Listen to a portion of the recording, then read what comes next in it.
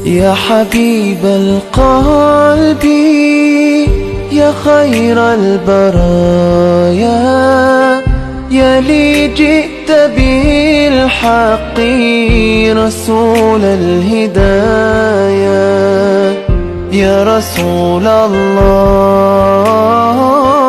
يا حبيب Yang ketiga yaitu senang الله. silaturahmi, suka silaturahim. Masih ingat ya Bu, silaturahmi dan silaturahim, apa bedanya? Kalau silaturahim menyambung kekerabatan, persaudaraan di antara keluarga, itu namanya silaturahim.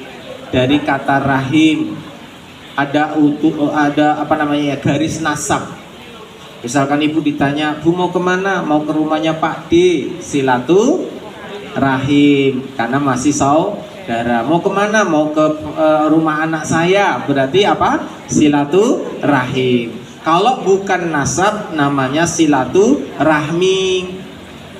Pak Ustadz mau kemana? Mau ke rumahnya Pak Yuli, mau silaturahmi karena tidak ada hubungan kerabat, gak ada hubungan saudara. Kok ke sana? Namanya silaturahmi. Itu istilah, memiliki makna yang sama, menyambung persaudaraan, menyambung hubungan karena Allah, karena iman.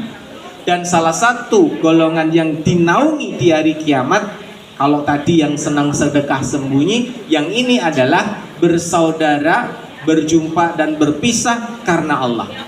Jadi punya teman, punya saudara, punya sahabat, bertemu karena Allah, berpisah karena Allah. Kalau orang ini saling mencintai karena Allah, maka kelak di hari kiamat mendapatkan naungan. Bersaudara itu ya segendernya, ibu ya sama ibu, bapak sama bapak, cewek sama cewek, cowok sama cowok. Bersaudara karena Allah Ta'ala, bertemu karena Allah, berpisah karena Allah. Nah, kita hari ini bersama-sama di sini nih, kita maknai silaturahmi. Kalau ada yang masih saudara berarti silaturahim. Hidup-hidup ketemu saudaranya, namanya silaturahim. Kalau tidak ada persaudaraan keluarga, ya silaturahmi. Barang siapa yang senang menyambung silaturahim atau silaturahmi, Allah panjangkan umurnya dan Allah lapangkan rezekinya. Makanya seneng kumpul iki rezekinya akeh, tenang wis to. Wong tiba-tiba ada makanan di meja, sehingga terkirene iki ya sapa.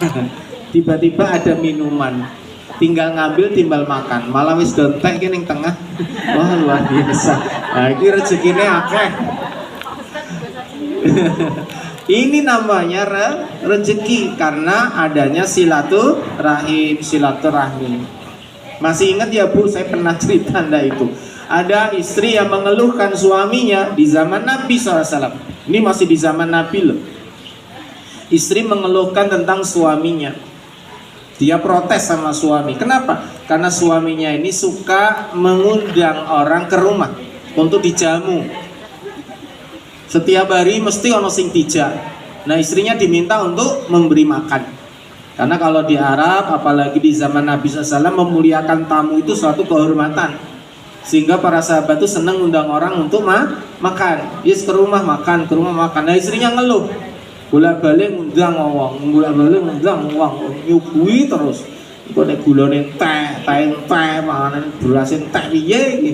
Diprotes suaminya. Mas mbok aja ngundang wong terus tuh, Mas, mandek ngono lho. Mengeluh. Sampai akhirnya cerita sama Nabi SAW, ya Rasulullah, istri saya mengeluh kalau saya ini suka mengundang orang bertamu ke rumah saya dan saya nyuguhi atau menjamunya. Anak istri saya khawatir rezekinya habis. Rasulullah, istri saya khawatir kalau nanti rezekinya habis. Apa jawaban Nabi? Nah, sampaikan kepada istrimu ya. Bilang besok aku dan sahabat datang ke rumahmu. Beneran ya Rasul? Iya. Tugasnya adalah istrimu suruh melihat saja. Nggak usah menjamu, nggak usah ngasih apa-apa, cuman melihat saja kedatangan kami dan kepulangan kami. Akhirnya betul Bapak Ibu. Hari berikutnya, dan ini suami cerita sama istrinya senang, gak percaya, beneran ya suamiku bahwa Rasulullah dan sahabat besok mau datang? Iya. Kalau gitu kita harus masak-masak, nggak usah. karena pesan Nabi nggak usah masak-masak, nggak usah disuguhi, kamu disuruh lihat saja. Akhirnya betul, hari berikutnya istri ini melihat dari balik jendela dan kemudian menunggu kedatangan Rasul. Saat Rasulullah dan sahabat datang, ternyata dilihat oleh istrinya ini Rasulullah membawa banyak makanan. Ada buah-buahan, ada makanan yang banyak di tangan mereka. Setelah itu masuk rumah, langsung keluar Rasulullah dan sahabat, dan istri ini melihat para sahabat Nabi ini membawa banyak binatang-binatang yang tidak wajar. Ada yang bawa kalajengking, ada yang bawa kelabang, ada yang bawa ular. Setelah itu Rasulullah SAW agak menjauh dari rumah, suaminya masuk, ditanya, wahai suamiku, kamu lihat nggak apa yang dibawa Rasul dan para sahabat? Nggak lihat tuh, Rasulullah datang dengan para sahabat, hanya cuman ngasih salam, duduk sebentar terus pulang. Aku tadi melihat Rasulullah dan sahabat bawa makanan, terus pulang bawa binatang-binatang yang disebutkan tadi. Akhirnya suaminya ngejar Rasulullah SAW, bertanya, ya Rasul, apakah benar yang dilihat istriku?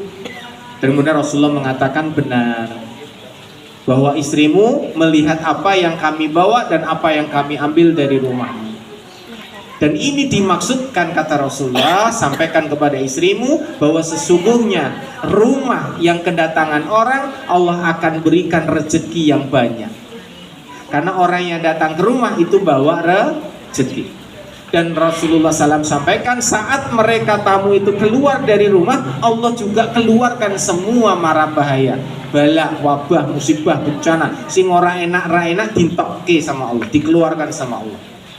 Maka ibu-ibu, ini salah satu sunnah untuk kita senang berkunjung atau senang dikunjungi. Kalau ada orang yang berkunjung dalam rangka silaturahmi dan silaturahim, insya Allah dilapangkan rizki, dipanjangkan umur. Rabbana atina fid dunya hasanah wa fil akhirati hasanah wa qina adzabannar.